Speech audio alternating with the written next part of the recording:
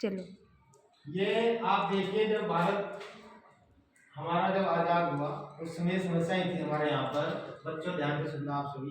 राजनीतिक समस्या, ये जो हमारी 562 रियासतें थी, इनको मिला करके, भारत में मिला करके किसी को धमकाया गया, किसी को डराया गया, किसी को प्यार से लिया गया।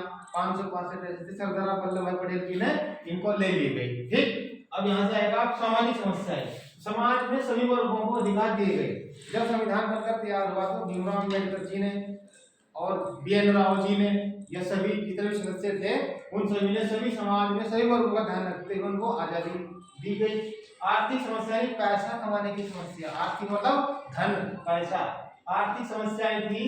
संविधान में अनुच्छेद 19 में भीमराव अम्बेडकर जी ने और उनके साथी जो थी और भी लोग थे, व्यापार करने का अधिकार सभी को दिया गया। ये आर्थिक समस्याएं थी। नई नई योजना लाई गई, लोन की योजना चलाई गई।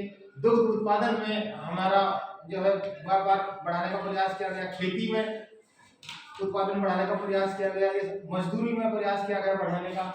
महिलाओं की समस्याएं थी। महिलाओं की समस्या, उसमें संविधान निर्माताओं ने, अम्बेडकर साहब या बी.एन. राव जी या अन्य लोग थे, हिंदू कोड बिल में महिलाओं को सभी प्रकार के अधिकार दिए गए। आज महिलाएं पायलट बन रही हैं, पुलिस में जा रही हैं, प्रोफेसर बन रही हैं, डीएम, एमपी, विधायक बन रही हैं। ये सब भारत में लिखित संविधान की देन है। समझे आप? अब सांस्कृतिक विरासतों को भी ये सम्मान दिया गया। भाषा के आधार पर भी हमारी समस्याएं थी। भाषा के आधार पर हमारी यहाँ भाषा अलग है, शामली की भाषा अलग है ना?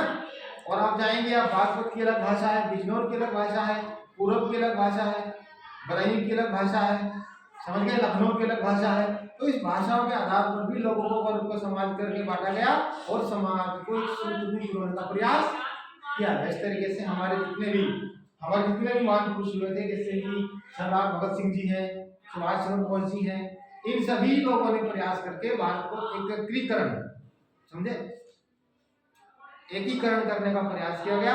और इस तरीके से डॉक्टर भीमराव अम्बेडकर जी और उनके साथियों ने संविधान लिख करके सभी वर्गों में दिए समस्याओं का निराकरण